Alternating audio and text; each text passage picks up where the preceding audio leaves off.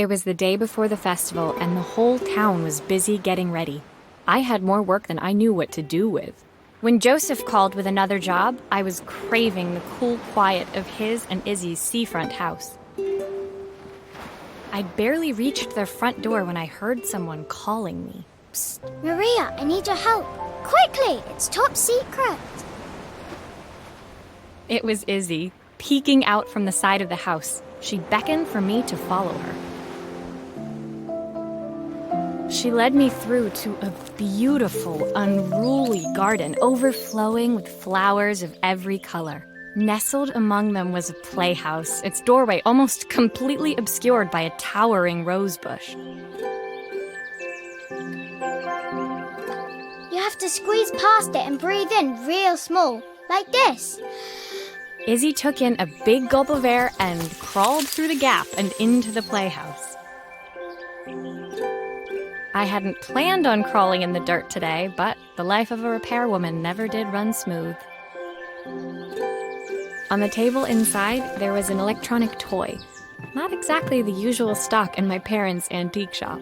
I had an accident. I didn't do it on purpose or anything, but it won't turn on anymore. Can you fix it for me?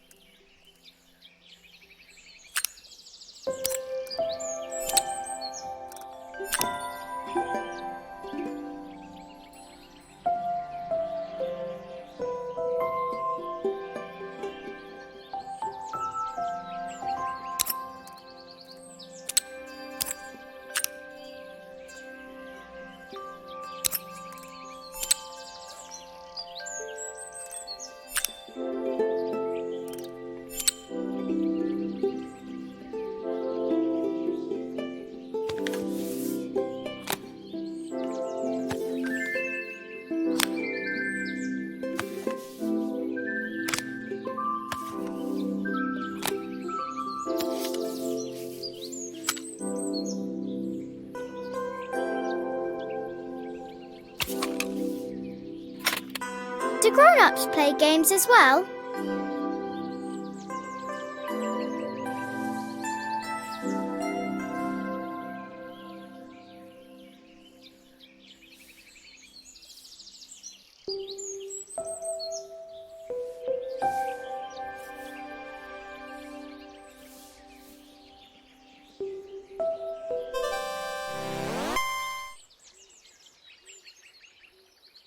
Can you show me how to play? I tried before, but it was so hard.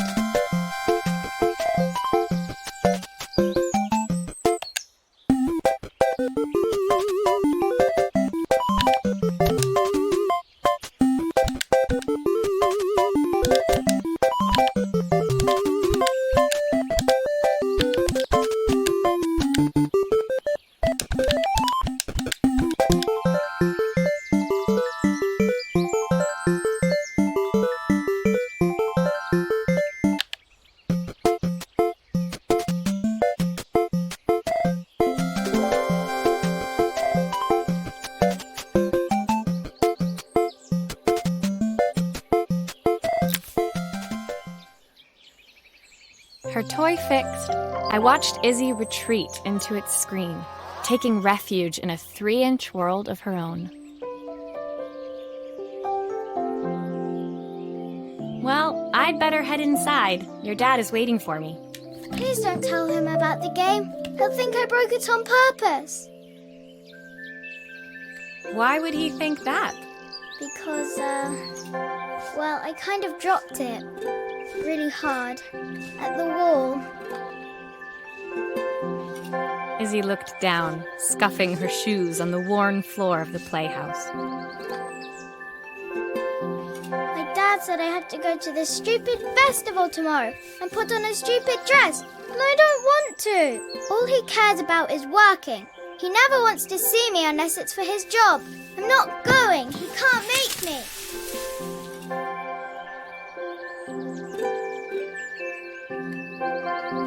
With that, Izzy dove back through the rosebush and disappeared into the wilds of the garden. She was so young. She couldn't be expected to see that her dad was struggling too. It made me think, had I really tried hard enough to understand my parents' point of view? I was so focused on the adventures ahead of me. Maybe I didn't care enough about leaving them behind.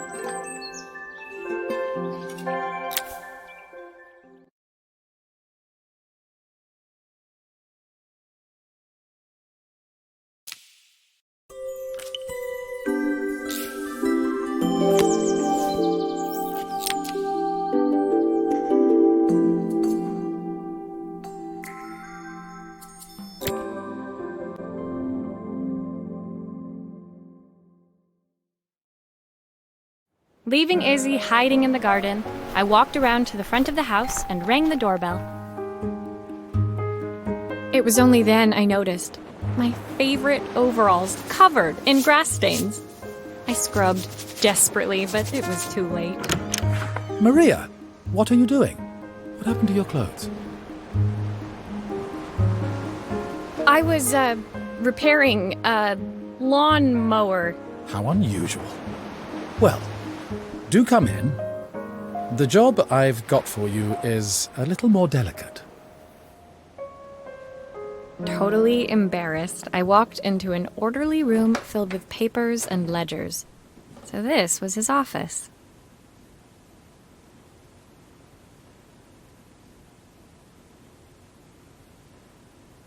You must be so busy getting ready for the festival.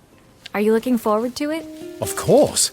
It's traditional for the mayor to judge food from every cafe and restaurant in town. I'll be declaring the best chef in Bella Riva by this time tomorrow. Speaking of which... He unclipped the watch from his wrist and very carefully handed it to me. I'll have a tight schedule to follow, but my watch stopped working a while ago. Could you see if you can make it tick again?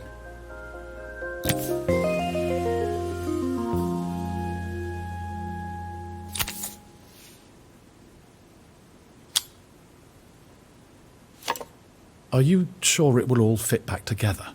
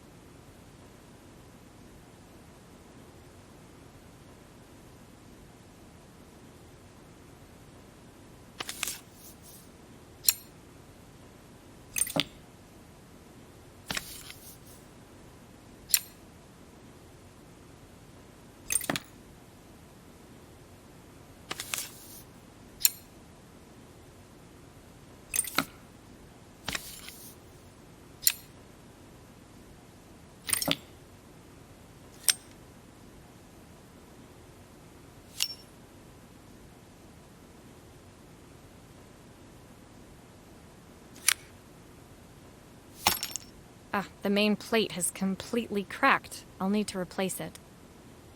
The cogs look good, though. If I'm careful, I can reuse those.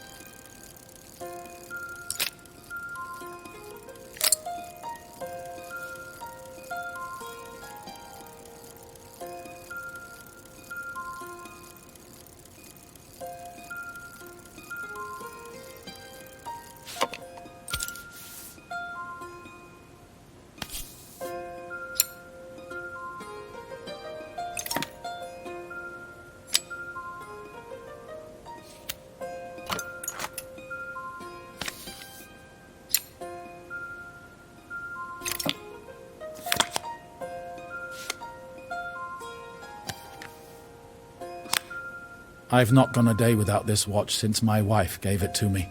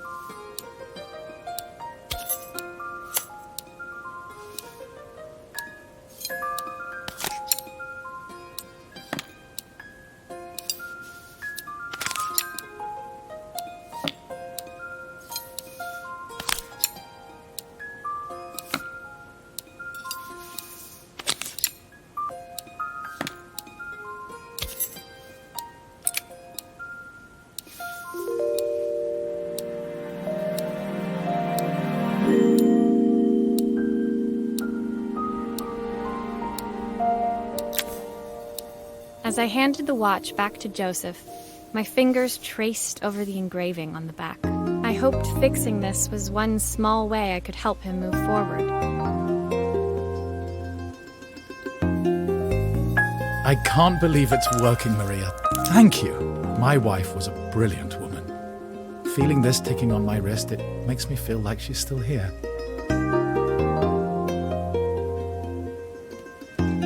Watches measure minutes and hours like they're infinite. I didn't know we had so little time. Even with Isabel, I barely see her. And when I do, she acts like she hates me. Just then, the phone rang. Even when he was at home, his work was never done. Sorry, Maria. I have to take this. I'll see you at the festival tomorrow.